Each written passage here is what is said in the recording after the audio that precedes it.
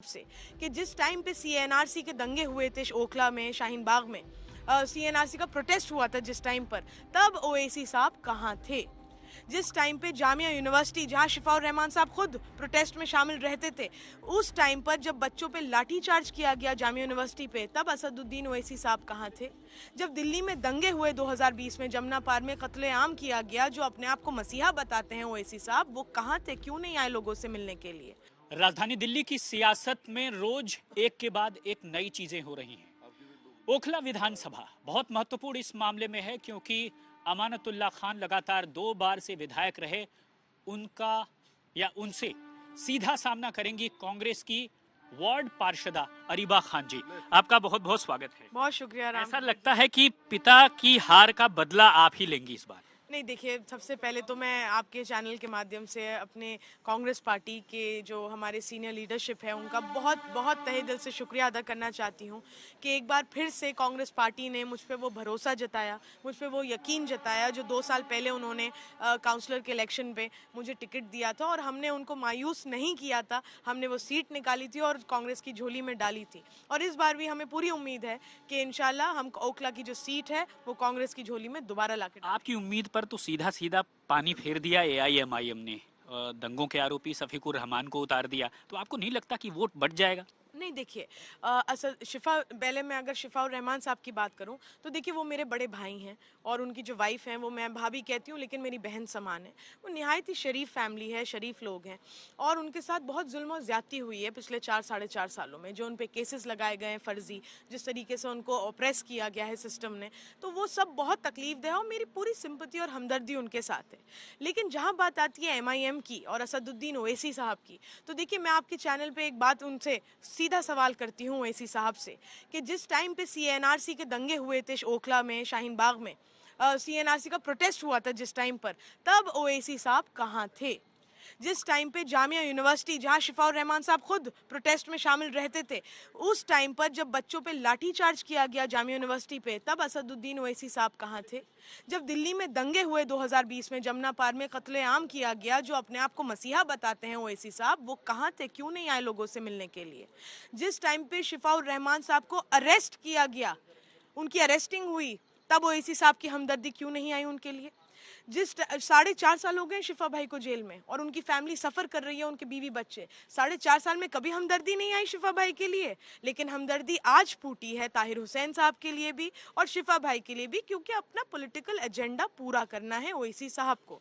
अगर आप हकीकत कौन सा पॉलिटिकल एजेंडा? जो वो बी टीम की तरह काम करते हैं बीजेपी के लिए, उनका जो पॉलिटिकल एजेंडा है उसको पूरा करना है। देखिए, मैं 2 बातें कहूंगी।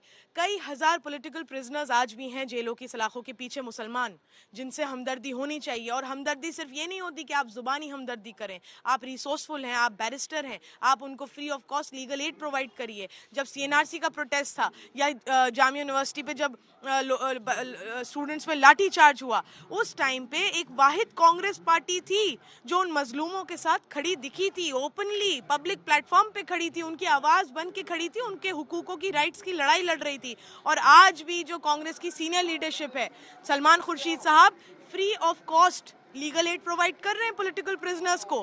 क्या बैरिस्टर साहब ने कभी उनको किसी तरीके के अपने रिसोर्सेज से हेल्प करने की कोशिश करी, या सिर्फ जुमलेबाजी, मोदी की तरह जुमलेबाजी करनी आती है ओवैसी साहब को? आप ये देखिए कि अभी उनका जो एमएलए हैं, क्या नाम है उनका, कहाँ के मिले? हैदराबाद से जो अभी एमएलए आए थे ओखला, इम्तियाज जलील साहब अभी ओखला आके सभा करते हैं शिफाउर रहमान साहब के हक में। क्या ओखला में एक वाहिद शिफाउर रहमान साहब ही सीएनआरसी के मूवमेंट में पॉलिटिकल प्रिजनर के तौर पर हैं? उमर खालिद भी हैं, शर्जील इमाम भी हैं, और दसियों 85 ऐसे लड़के हैं और लोग हैं, मुसलमान हमारे भाई हैं, जो पॉलिटिकल प्रिजनर्स ओखला के ही बाशिंदे हैं, रेजिडेंट्स हैं। आप उनके घर तो नहीं गए हमदर्दी में, आप उसी के घर गए जिसको आपको इस्तेमाल करना है अपने पॉलिटिकल एजेंडा और पॉलिटिकल फायदे के लिए। आपको उनको इस्तेमाल करना है, इसलिए आप उन लोगों के घर जा रहे हैं। आप ओखला तक आए थे हैदराबाद से, आप क्यों नहीं गए उमर खालिद के घर, क्यों नहीं गए और लोगों के घर? अगर आपको इतनी सिंपैथी है, साफ जाहिर है कि आप उन्हीं के घर गए जिनसे आपको इस्तेमाल करके उनका गलत फायदा उठा रहे हैं आप और अपना पॉलिटिकल एजेंडा सेट कर रहे हैं। तो जो एजेंडा ये जैसे आपके मुताबिक चल रहा है तो अमूमन इसका नुकसान तो आपको उठाना पड़ेगा। तो ऐसे में आपने अभी कहा, तो जीत के लिए आप आश्वस्त क्यों हैं भाई? अमानतुल्लाह खान सीधे हैं आपके सामने और मनीष चौधरी भी हैं। देखिए देखिए जो हमारा हल्का है ओखला विधानसभा, ये एक मुस्लिम डोमिनेटेड एरिया है। अब बीजेपी का तो वैसे भी कोई वजूद ही नहीं है। और दूसरी बात जो आपने कही कि एमआईएम किस दौड़ में है या किस कहाँ स्टैंड पे, देखिए मुसलमान वहाँ का जो ओखला जामिया नगर का जो एक एरिया है और वहाँ के जो रेजिडेंट्स हैं वो सब पढ़े लिखे लोग हैं। 90% वहाँ एजुकेटेड पॉपुलेशन है, चाहे वो मुसलमान हो चाहे वो नॉन मुस्लिम हो। और वहाँ पर जितना भी हमारा वोटर है उनका इस इलेक्शन में प्लेन एंड सिंपल एजेंडा है वोटिंग का कि हमें डेवलपमेंट पे वोट देना है, ना हमें किसी कंट्रोवर्शियल कैंडिडेट को वोट देना है, ना हमें कोई सिंपथी की बुनियाद पे वोट देना है। ये क्लियर एजेंडा है वहाँ के लोगों का, आवाम का, कि हमारा एजेंडा वोटिंग का जो हमारा एक मुद्दा रहेगा वो रहेगा कि कौन मजबूती से हमारे इलाके में डेवलपमेंट कराएगा। क्योंकि पिछले 10 साल में केजरीवाल ने कोई काम नहीं कराया ओखला में। और आप जो बात कह रहे हैं कि सिटिंग विधायक हैं 2 बार के, उनसे खतरा है, यही सिटिंग विधायक आम आदमी पार्टी की हवा में जीते हुए हैं जब हवा में सब जीत रहे थे। इनका अपना पर्सनल वोट मैं आपको बता दूं 280 वोट लेकर आए थे जब ये बिना आम आदमी पार्टी के लड़े थे। 2020 में 1 लाख कुछ हजार वोट से मैं जीते आपको थे। वही बता रही हूँ, अंतर काफी बड़ा मैं था। आपको बता रही बीजेपी हूँ। के कैंडिडेट ब्रह्म सिंह को सिर्फ 58,000 या कुछ वोट मिले थे। मैं आपको बता रही हूँ, मेरे वालिद साहब, मेरे फादर आसिफ मोहम्मद खान साहब 2 बार काउंसलर रहे इंडिपेंडेंट। और उसमें भी जो दूसरी बार जीते थे वो मार्जिन इतना था कि दूसरे जो सेकंड नंबर पे आया था उनकी जमानत जब्त हुई थी। एक बार एमएलए रहे आरजेडी से और कांग्रेस से भी एमएलए रहे। उन्होंने अपने फेस पर वोट लिया है हमेशा कैंडिडेट के तौर पे। और उसके बाद कांग्रेस पार्टी ज्वाइन करी, कांग्रेस पार्टी के एक मजबूत सिपाही बन के इलेक्शन लड़ा। लेकिन आपको मैं सिटिंग विधायक की बात करूं तो सिटिंग विधायक अपना वोट 280 से पार ऊपर नहीं ले जा पाए। दूसरे इलेक्शन में वो शायद 1-1.5 हजार वोट ला पाए थे। ये सब हवा में जीते हुए लोग हैं। और देखिए जो केजरीवाल की हवा थी, मैं उस हवा को बहुत अच्छा मानती हूँ। क्योंकि देखिए एक बात होती है कि जब तक आप किसी को मौका नहीं देते तब तक आप उसको परख नहीं सकते कि वो कितने पानी में है। लोगों ने इन्हें मौका दिया, लोगों ने परखा और परख के लोगों की आंखें खुली कि जिस तरीके से उन्हें धोखा और उनकी आंखों में धूल झोंकी गई थी वो आज सबके सामने क्लियर है कि केजरीवाल के जो झूठे वादे थे। देखिए मैं अगर ओखला की बात करूं, वहां मुद्दों की भरमार है। एक के जैसे बाद एक, जैसे ऐसे कौन से मैं मुद्दे बता होंगे? रही हूँ आपको, एक के बाद एक, मैं अनगिनत मुद्दे हैं। मेरे हिसाब से 70 विधानसभाओं में सबसे बदतर हालात आज की तारीख में ओखला के हैं। जिसमें आप अगर मुद्दों की लिस्ट उठाएं तो मैं कुछ मुद्दे आपको गिनाऊंगी। आप सड़कों पे अगर बात करें, कोई सड़क चलने काबिल नहीं है, गाड़ियों के चलने बुरा हाल है। सड़कों की मेंटेनेंस नहीं करी गई है, उन्हें बनाया नहीं गया पिछले 10 सालों में। सीवेज सिस्टम है वो पूरा तरम भरम है इलाके का। कोई गली मोहल्ला नुक्कड़ ऐसा नहीं है जहाँ पे पानी ना गंदा सीवेज का निकल रहा हो। और क्योंकि एक बड़ा तबका मुसलमानों का भी है तो ज़रा नमाज और उस सब का बड़ा मसला रहता है। हमारे यहाँ एक भी एसपीएस, इधर जो मुस्लिम एरियाज़ हैं वहाँ एक भी एसपीएस नहीं बना हुआ जो सीवेज पंपिंग स्टेशन कहलाए जाते हैं। आपने ये कहा कि पानी हम दिल्ली में प्रोवाइड कराएंगे। आपने कहा, केजरीवाल ने कहा 99% दिल्ली में पानी पहुँच गया है। तो आपने ओखला को उस 1% में क्यों रखा है जहाँ 10 साल में एक बूंद पानी की नहीं आई है? क्यों? क्या वहाँ मुस्लिम डोमिनेटेड एरिया है? आप एंटी मुस्लिम आइडियोलॉजी रखते हैं, आप आरएसएस की टीम की तरह आप काम मैंने करते हैं। मैंने ये ओखला में तो चलिए मान लेते हैं आपकी बात की कोई टक्कर नहीं है। मुस्तफाबाद और ऐसे तमाम इलाकों में जहां पर आपको नहीं लगता कि ध्रुवीकरण होगा, त्रिकोणीय मुकाबला होगा, तो एक तरह से बीजेपी को एज या फायदा मिल सकता है जब वोट बटेंगे, खासकर मुस्लिम वोट? देखिए मैं तो ये बात कहती हूँ, मेरे लिए तो ये बहुत तौहीन की बात है। तौहीन हम कहते हैं कि बहुत ही शर्म की बात है कि अगर हमें अपने भाई बहनों से डरा के वोट मांगना पड़े। आजकल ये ट्रेंड चल रहा है, जो सिटिंग एमएलएज हैं आम आदमी पार्टी के, वो मुसलमानों के इलाकों में जाके उन्हें डरा रहे हैं कि देखो देखो हमें वोट देना वरना बीजेपी जीत जाएगी।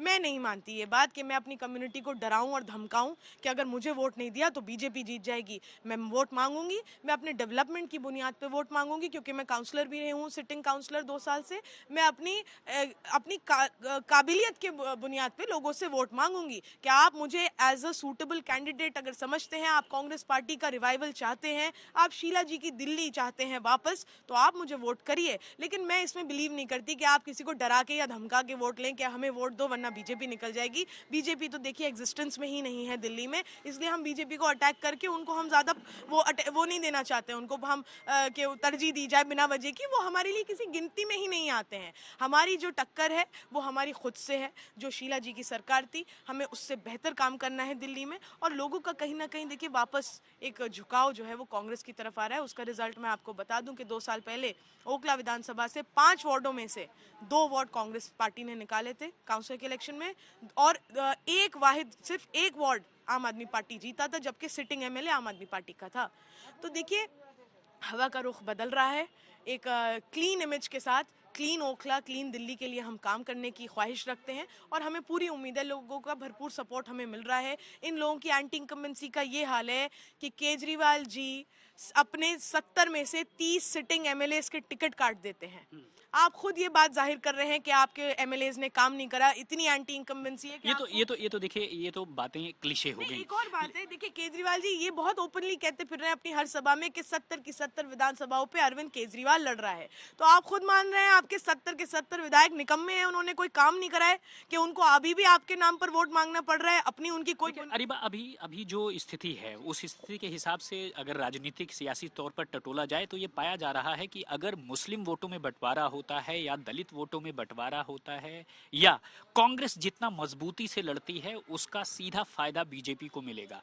आप इसमें कितना इत्तेफाक रखते देखिए हैं? मेरा बहुत सिंपल इसमें एक ही पॉइंट है कि मुसलमान जो है, स्पेशली माइनॉरिटी जो है, वो एक तरफा कांग्रेस पार्टी को वोट देगी। मैंने आपको बता दिया दिल्ली में सारी मुसलमान, एक आध छोड़ के सारी मुसलमान सीटों पे कांग्रेस ने जीत हासिल करी। 2 साल पुरानी बात बता रही हूँ काउंसिलर के इलेक्शन में। उसका रीजन है जिस तरह लगातार केजरीवाल ने एंटी मुस्लिम अपने एक अप्रोच रखी है, चाहे इलेक्शन हो चाहे ना हो। आप देखिए सीएनआरसी का मामला हो, चाहे दिल्ली दंगों का मामला हो, कोविड के दौरान मरकज को किस तरह टारगेट किया गया, एफआईआर कराई गई मौलाना साद पे। सीएनआरसी में उन्होंने कहा दिल्ली पुलिस मुझे दे दो, मैं प्रोटेस्ट उखड़वा दूंगा। दिल्ली दंगों में एक स्टडी है, एक सर्वे है कि 24 घंटे से ज्यादा कोई राइट अगर सीएम इंटरफेयर कर जाए तो वो राइट नहीं चल सकता।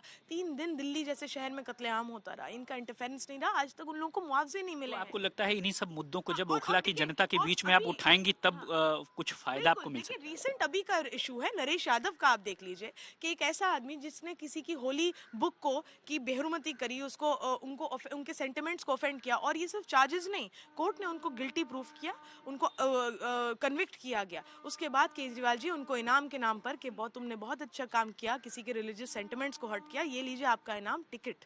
3 दिन बाद उनको टिकट से नवाजा जाता है। तो इससे बहुत ओपन है कि वो भी उसी, जिस तरह मोदी जी काम करते हैं, जिस तरह आरएसएस काम करती है, उसी का हिस्सा अरविंद केजरीवाल भी हैं। और इसका जवाब 2 साल पहले भी दिया गया इलेक्शन में, और इस बार और मजबूती से मुसलमान इसका जवाब देंगे। बहुत शुक्रिया बातचीत करने के लिए। तो ओखला की जनता 5 जो फरवरी है उस दिन क्या करेगी, 8 फरवरी को ओखला विधानसभा में नतीजे क्या होंगे, लेकिन अरीबा खान ने बातचीत करके ये साफ तौर पर बता दिया कि पिता की विरासत को वो न केवल आगे बढ़ाएंगी बल्कि अपने तौर पर राजनीति को नए आयाम पर ले जाने का उनका मादा भी है और वो यही चाहती भी हैं। शायद यही वजह है कि सिटिंग पार्षद के बतौर वो चुनाव में ताल ठोकेंगी। अब देखना यह है कि मौजूदा पार्षद क्या विधायक बन पाती है और 2 बार के विधायक अमानतुल्लाह खान को टक्कर दे पाती है। बीजेपी से मनीष चौधरी लड़ रहे हैं। आपको बता दूं ओखला विधानसभा में 55% मुस्लिम हैं और जाहिर तौर पर यही तय करते हैं कि उस सीट से कौन जीतेगा। लेकिन एआईएमआईएम को बिना किसी टक्कर में नहीं बताने वाली अरीबा, क्या मुस्तफाबाद में वह एआईएमआईएम का फैक्टर कैसा होगा? तो ये बहुत सारे सवाल हैं, लेकिन साफ तौर पर एक राजनीति को नया आयाम देते हुए। अजय ठाकुर के साथ राम किंकर सिंह, न्यूज़ तक के लिए।